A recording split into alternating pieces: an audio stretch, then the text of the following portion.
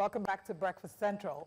Members of the Obidient Movement have formally petitioned Peter Obi, alleging marginalization within the African Democratic Congress-led alliance, the ADC.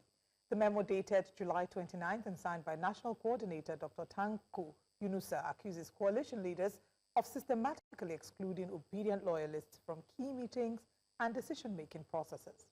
Listing the grievances, Tanko cited lack of inclusion in major deliberations. According to him, none of Obi's loyalists was deemed good enough to share a table with the ADC decision makers. Several of our designated representatives and members were reportedly excluded from crucial meetings where major decisions affecting the coalition are made.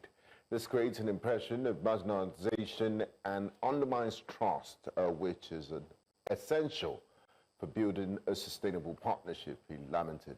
Join us this morning on Breakfast Central to discuss this is a member of the Obidient Movement, Justin Ijeh. A warm welcome to you, Justin. It looks like there's trouble in paradise. I mean, it's barely a few months since this coalition kicked off, and we're already seeing it's getting a bit rocky. A bit of fire on the mountain. Yes. So could you share with us what the issue is with the Obidient Movement and the ADC at the moment? Thank you. Good morning. Thank you for having me. There is no trouble in paradise. All is well within the movement, and I would like to put within the movement. Yes. I'm talking about ADC. Yes, the coalition. I heard you. Yes. I heard you loud and clear. So here's the thing. People need to understand that the Obidient Movement, first of all, is not a political party, at the risk of stating the obvious. We are not a political party. We are a movement that has coalesced around the person of Peter Obi. Peter Obi is our political party. Peter Obi is the reason why the movement exists. Peter Obi is the reason why we do the things that we do. The coalition is a work in progress. Obviously, there's the stages of forming, norming, storming, when you're trying to put a team together. These things will happen. But let us not dwell on what is typical for when you're trying to put a group together. There is no problem that rises to the level of being called a trouble in paradise, is what I mean by that. All is well in paradise, if we will call it paradise. What we want to avoid is extending this situation where we ignore, in Nigeria, as Nigerians, we tend to leave the substantive issues and focus on politicking, nitpicking, hair-splitting, and bickering. We need to elevate the discourse. We need to elevate the conversation.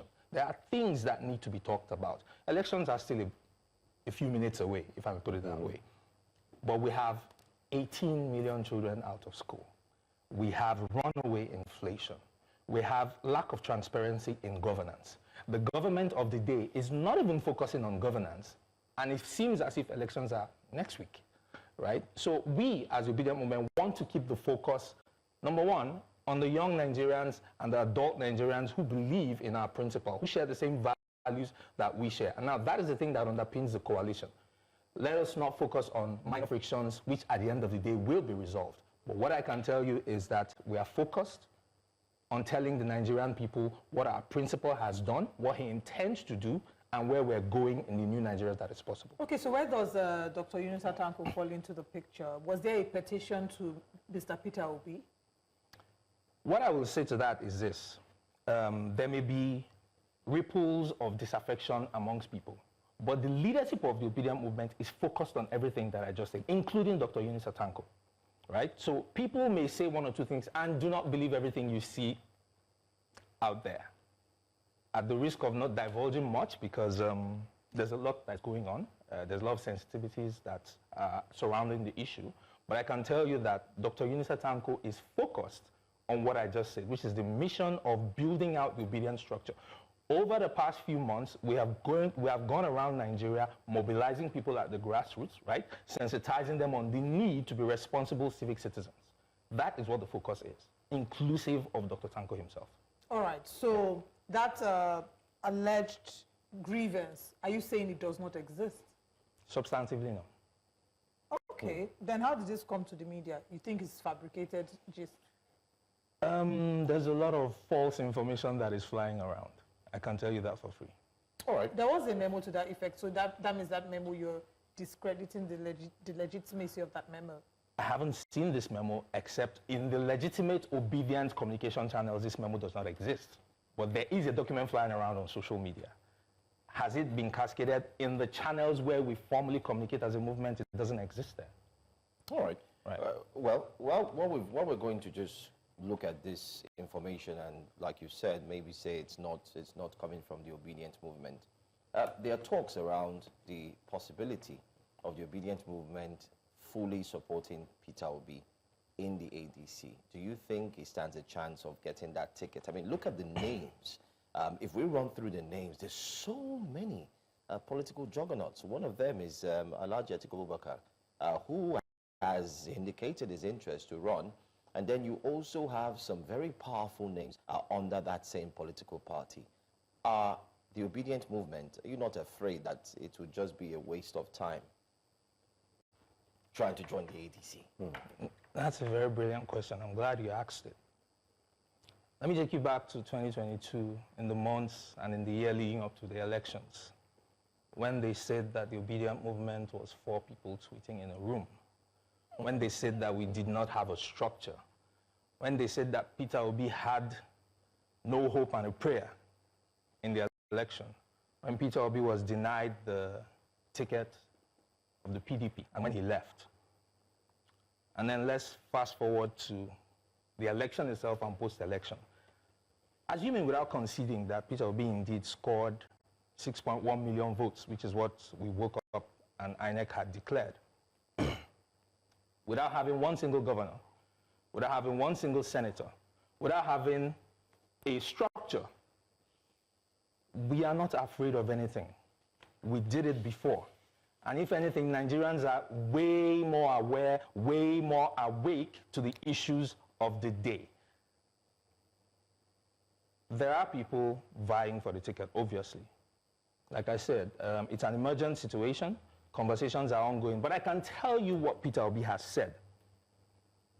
Peter Obi has said that he will be running for president. Not as anybody's vice.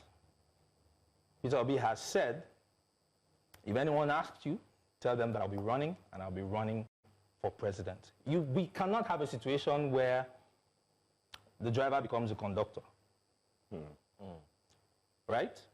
He is eminently qualified to run for office. That doesn't take away from any other person's right to vie.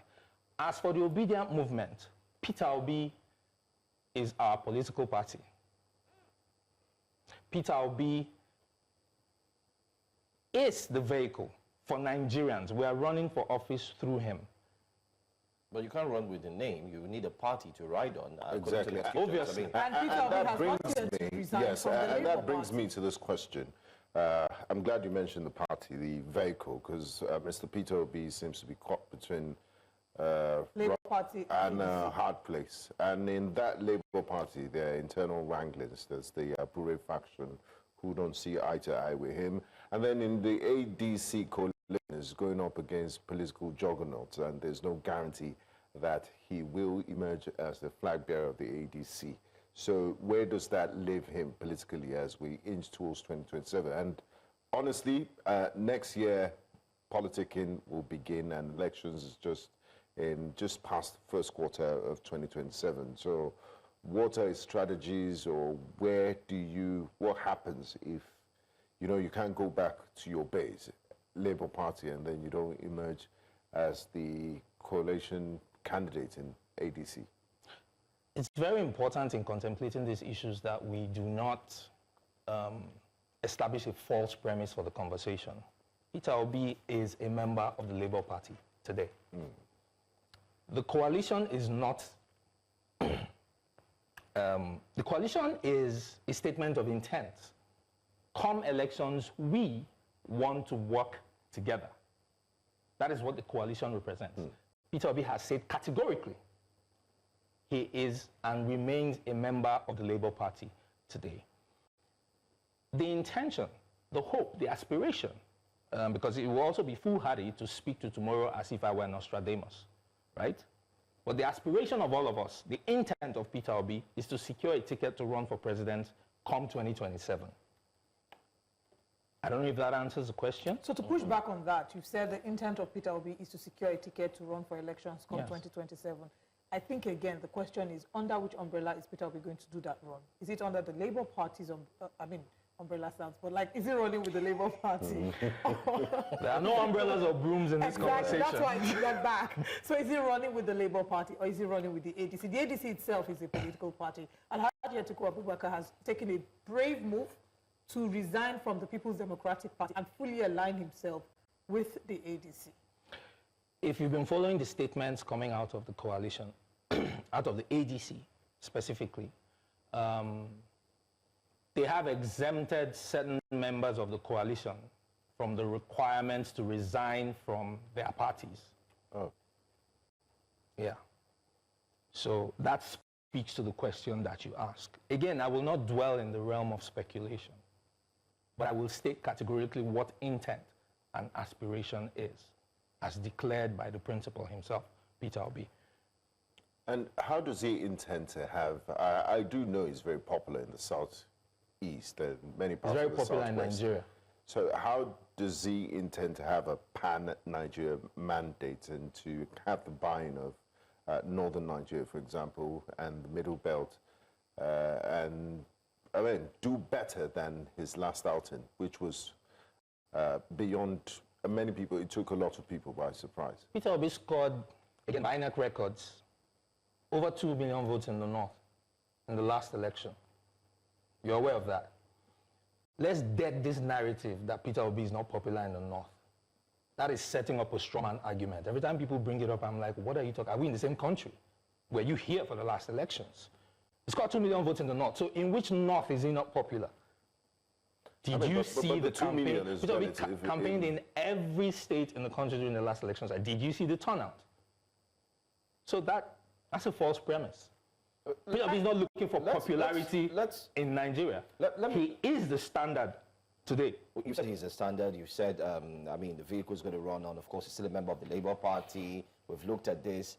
But Peter Obi, that's Mr. Peter Obi, saying that he's going to run for only 4 years, which is 1 term. Who makes such statement? Looking at the fact that, many would always point fingers to Nelson Mandela and say, oh, Nelson Mandela did 1 year. Of course, he put a legacy down for everyone to copy. But is it possible to turn the tides around in just 1 term? And I'm sure you're aware of the Anambra State governor currently, who has increasingly, in a way, mocked Mr. Peter Obi, telling him clearly that that's impossible. You know, this is one of the things we have normalized in Nigeria, where there is an expectation that when you get into office, there's an entitlement to stay there for 2 tenures. No, that's not constitutional. You have a right to run for re-election, but the Constitution says you have a 4-year renewable tenure. When you're elected into office, it's for 4 years, right? Mm-hmm. You're supposed to seek the mandate of the people again after 4 years. So in other words, Mr. Peter Obi would, after he's done with 1 year and he does very well, he would seek the mandate to go for a second year. Listen to what I'm saying. Or he would just come down and say, I'm done. He has said what he's going to do already. That's where you started from. Mm-hmm. He has said, and he didn't just say it, he said it in 2022, that I will run for 4 years. And to your question, is it possible to turn around the country in 4 years? In 4 years. I raise you Argentina. The president in Argentina has been in office for 2 years. 2 years plus. Elected in August. President Tinubu was elected in May. Thank you. It is focused, intentional leadership that is required to set. Government is a continuum. Peter Obi is not saying, hey, I am going to turn Nigeria into some utopia in 4 years. He said, I will fix the institutions. I will fix the foundation. We have foundational issues in this country, right? We have foundational leadership failures. We have institutional failures. Look at our public institutions. Everything is running on fumes. You don't need forever to fix it. We have had governments in this country. We have had administrations in this country that set us on a right course in very short times. We had the late Shehu Musa Yar'Adua, right? We were here in the Obasanjo years. We saw what focused, intentional leadership can achieve. You don't need forever. If you can destroy in 2 years, you can build in 2 years. You can build a foundation on which a superstructure can be imposed upon. So, 2 things. Number 1, we have to normalize the idea that when you're elected into office, it's for 4 years, and that we are going to evaluate your performance in office after 4 years. We're not going to have a bunch of sycophants telling us, oh, he's doing well. The emperor's clothes are beautiful. Meanwhile, the emperor is walking naked in the marketplace.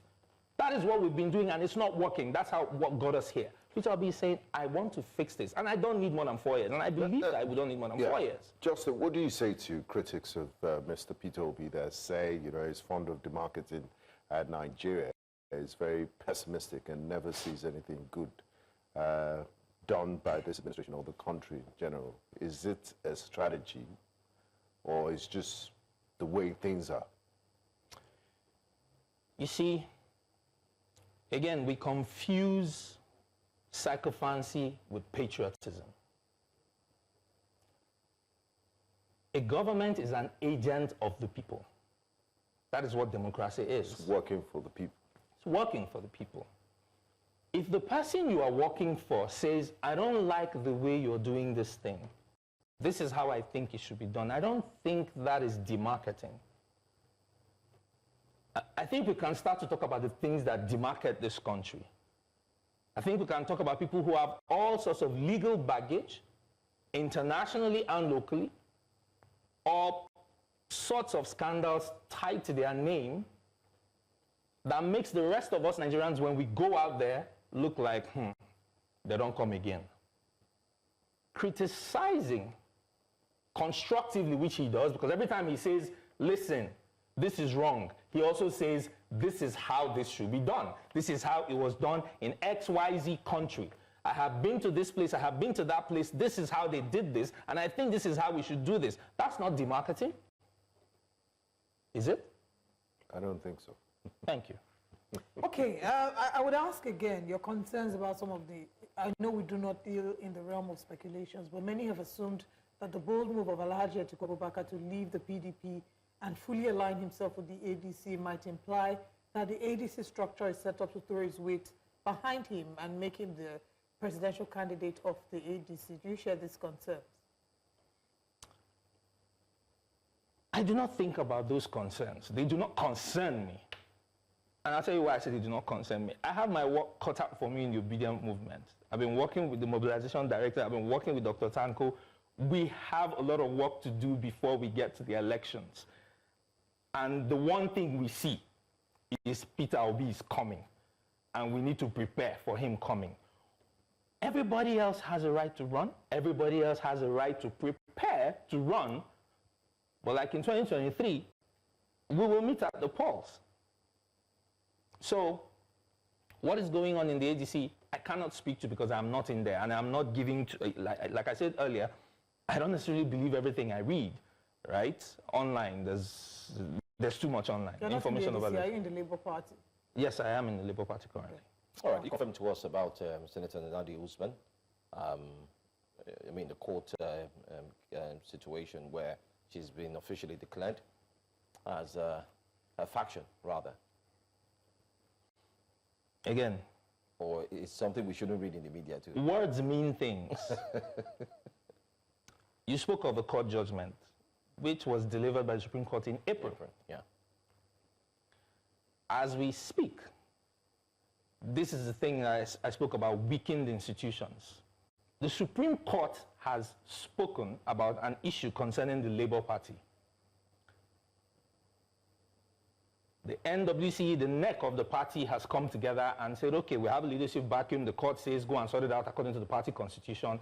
And they have appointed Senator Nnamdi Usman as caretaker chairperson. INEC has somehow failed to get the memo. As far as I know, engagements with INEC have led to we are still looking at the judgment. And I ask myself, the Supreme Court has spoken. If you disagree, what are you going to do? Nothing. Absolutely nothing. You have no option but to comply. But for some curious reason, INEC is non-compliant. And so when we say there's a faction in the Labour Party, it's a head scratcher for me, because what faction? The legal position is clear. The party organs have done what they need to do and appointed an interim leadership under which I serve. And we are going ahead to do the things we need to do. But there's mischief at play. We saw the last LG elections in Lagos, for instance. There was a lot of engagement with INEC to clarify what the position was for the records, because if you go on the INEC website, you still see Julius Abure's name there, and that then becomes the source of truth. Because his name is on the website, then he's the chairman. Okay, so elections were coming, the LG elections were coming. The Lagos State chapter of the Labour Party engaged with INEC, with LASEC, with everyone, and met a brick wall. After the elections have passed, you now turn around and say, oh, we don't recognize all the candidates of the Labour Party. So it's like somebody is throwing a stone and hiding their hands afterwards. Now that's the argument that Abayomi Arabambi has put forward, talking about who does INEC officially recognize as the Labour Party chairman. Last week we had Abayomi Arabambi on the show, and in sharing his thoughts about the Labour Party, especially His Excellency Peter Obi, he said that they would release a can of worms, that there were certain things that His Excellency Peter Obi did before the elections, and that, you know, if he doesn't take care, they would unleash mayhem. They would If he doesn't resign in 48 hours from the Labour Party, they will release everything to the public, and that they were aware. He asked for, we asked him to prove it, and we asked if he could prove it in court, and he said yes, he can prove it in court. What do you say to Abayomi Arabambi and, you know, the faction that he leads in the Labour Party that have vehemently criticized Peter Obi and said that he's not actually a member of the Labour Party? You know, the reason why I'm an obedient is that I truly value the values of Mr. Peter Obi. And one of the things I've learned from watching him and how he interacts with issues and with people is that he doesn't join issues with individuals. He addresses issues, he addresses the matter of the day. And I will toe the same line here. People are free to say, it's a free world, whatever they want to say. One thing that's very obvious about Mr. Peter Obi is that his character is unimpeachable. As far as we have seen, I do not know of any other political actor in this country who has been under the kind of scrutiny that the man has been under. I do not know of any other political actor who has made the kind of bold claims he has made. This man has said, if you find one thing anywhere that impugns my character, I will, he said it during the elections, I will step down my candidacy. I don't think he has changed, he has gone back on that. If you find anything, release your can of worms, release your boat of anacondas if you have them. The man has dared you and he has said, I will stop running. So why are you yapping? If you want to shoot, don't talk. That's the scene of the movie, eh? That is a response to Abayomi Arabambi and the team. We did have him on the show, and again we asked, what is your proof? You can't make such strong allegations without proof, and can you defend this in court? To which he said he can. But Justin, Ijeh, thank you for joining us this morning on Breakfast Central, and all the best as we count down to the election. See you at the ballot. See you at the ballot.